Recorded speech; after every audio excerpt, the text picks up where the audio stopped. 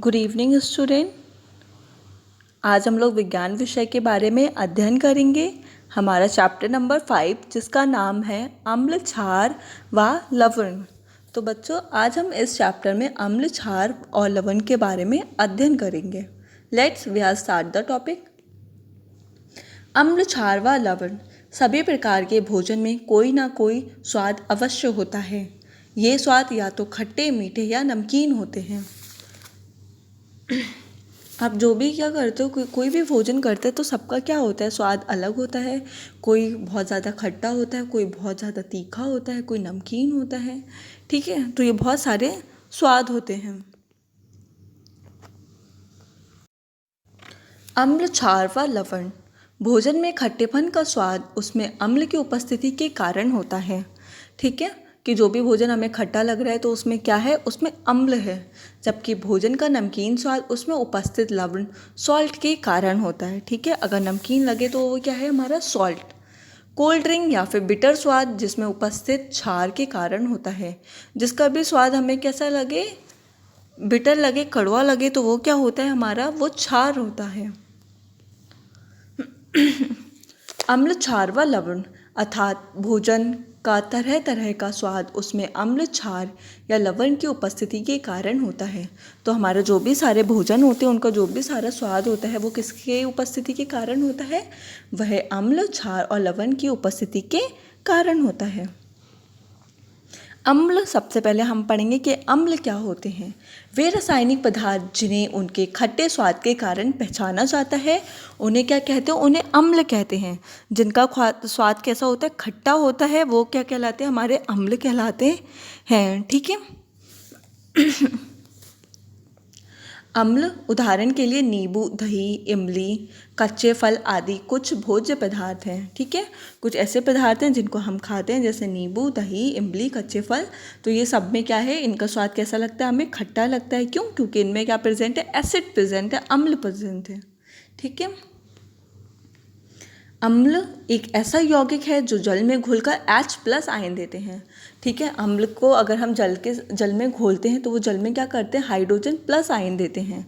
उदाहरण के लिए हाइड्रोक्लोरिक अम्ल HCl जलीय विलयन में आयनित होते हैं। जब हम क्या करते हैं, HCl को जब हम जल के साथ में मिक्स करते हैं तो वो क्या देते हैं, हाइड्रोजन आयन और प्लस क्लोरीन आयन देते हैं। तो हाइड्रोजन+ आयन क्या है, हमारे अम्ल कहलाते हैं। ठीक है। अम्ल का जलीय विलयन नीले लिटमस को लाल कर देता है। जब हम क्या करते हैं, अम्ल को किसी भी जलीय विलयन में करते हैं तो फिर उसका जो pH होता है वो क्या कर देता है, लिटमस पेपर को नीले से वो क्या कर देते हैं, उसको लाल कर देते हैं। ठीक है, अम्ल का जो pH मान होता है वो 7 से कम होता है। आपको पता है कि जो हमारा pH स्केल होता है उसमें कहाँ से स्टार्ट होता है, 1 से लेके 14 तक स्टार्ट होता है। तो 1 से लेके 6 तक हमारा क्या होता है, एसिड होते हैं। 8 से लेके 14 तक हमारे बेसिस होते हैं एंड 7 हमारा न्यूट्रल होता है। ठीक है। मानव आंत में हाइड्रोक्लोरिक अम्ल की अधिकता होने वाली बीमारी को अम्लता या फिर एसिडिटी कहते हैं। जब हमारे क्या होता है, जब हमारे पेट में क्या होती है, जो हाइड्रोक्लोरिक अम्ल होता है, जब उसकी अधिकता हो जाती है तो हम बोलते हैं हमें बहुत ही ज़्यादा वो एसिडिटी हो रही है। तो वो किसकी वजह से होती है, जब हमारी बॉडी में क्या होती है, जो एसिड होते हैं उनकी मात्रा बढ़ जाती है। कौन सा एसिड, हाइड्रोक्लोरिक एसिड, जो कहाँ पाया जाता है, हमारे स्टमक में पाया जाता है। अम्ल के प्रकार, हमारे जो अम्ल हैं उनको 2 भागों में बांटा गया है। पहला प्राकृतिक अम्ल और दूसरा खनिज अम्ल। प्राकृतिक अम्ल जिन्हें प्राकृतिक स्रोत जैसे पौधों, जानवरों आदि से प्राप्त किए जाते हैं, प्राकृतिक अम्ल कहलाते हैं। प्राकृतिक अम्ल हमारे वो होते हैं जो हमें कहाँ से मिले, नेचर से मिले हैं, तो वो क्या कहलाते हैं, हमारे प्राकृतिक अम्ल कहलाते हैं। प्राकृतिक अम्ल को कार्बनिक अम्ल, ऑर्गेनिक एसिड भी कहते हैं। प्राकृतिक अम्ल को हम ऑर्गेनिक या फिर कार्बनिक अम्ल भी कहते हैं। प्राकृतिक अम्ल में सिट्रिक अम्ल, एसिटिक अम्ल, लैक्टिक अम्ल, टाइट्रेटिक अम्ल, ऑक्जेलिक अम्ल, फॉर्मिक अम्ल आदि प्राकृतिक अम्लों की क्या है, उदाहरण है। ये सारे के सारे हमें कहाँ से मिलते हैं, नेचर से मिलते हैं। जैसे ये कुछ पदार्थ हैं और उनमें कहाँ अम्ल पाए जाते हैं, वो है। तो जो सिरका होता है उसमें एसिटिक अम्ल पाया जाता है। जो हमारा संतरा होता है उसमें सिट्रिक अम्ल पाया जाता है। इमली में टाइटेरिक अम्ल पाया जाता है। टमाटर में ऑक्सैलिक अम्ल, नींबू में सिट्रिक अम्ल और दूध दही में क्या पाया जाता है, लैक्टिक अम्ल। चींटी का जो डंक होता है उसमें मैथनाइक अम्ल या फिर फॉर्मिक अम्ल होता है। ठीक है, बिच्छू का जो डंक होता है उसमें मैथनाइक अम्ल होता है और जो हमारा चींटी होती है उसमें फॉर्मिक अम्ल होता है।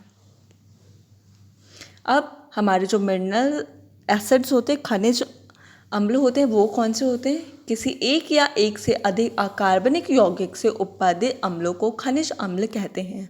ठीक है, जब क्या हो, हमारे किसी भी एक या एक से अधिक कार्बनिक यौगिक किससे हो, उत्पादित हो अम्लों से, तो उसको क्या बोलते हैं, हम खनिज अम्ल कहते हैं। खनिज अम्लों को अकार्बनिक अम्ल भी कहते हैं। जो भी हमारे जितने भी सारे खनिज अम्ल होते हैं उनको हम अकार्बनिक अम्ल भी कहते हैं, इनऑर्गेनिक एसिड भी कहते हैं इन्हें। ठीक है, जैसे हाइड्रोक्लोरिक अम्ल, सल्फ्यूरिक अम्ल एवं नाइट्रिक अम्ल खनिज अम्लों के क्या हैं, कुछ उदाहरण हैं ये हमारे। ठीक है, जैसे हाइड्रोक्लोरिक अम्ल होता है और सल्फ्यूरिक अम्ल, नाइट्रिक अम्ल, ये सारे के सारे हमारे किससे बने हुए होते हैं, कुछ अम्लों से मिलके, कुछ रासायनिक अम्लों से मिलके हम इन्हें बनाते हैं। इसलिए हम इन्हें क्या बोलते हैं, खनिज अम्ल बोलते हैं।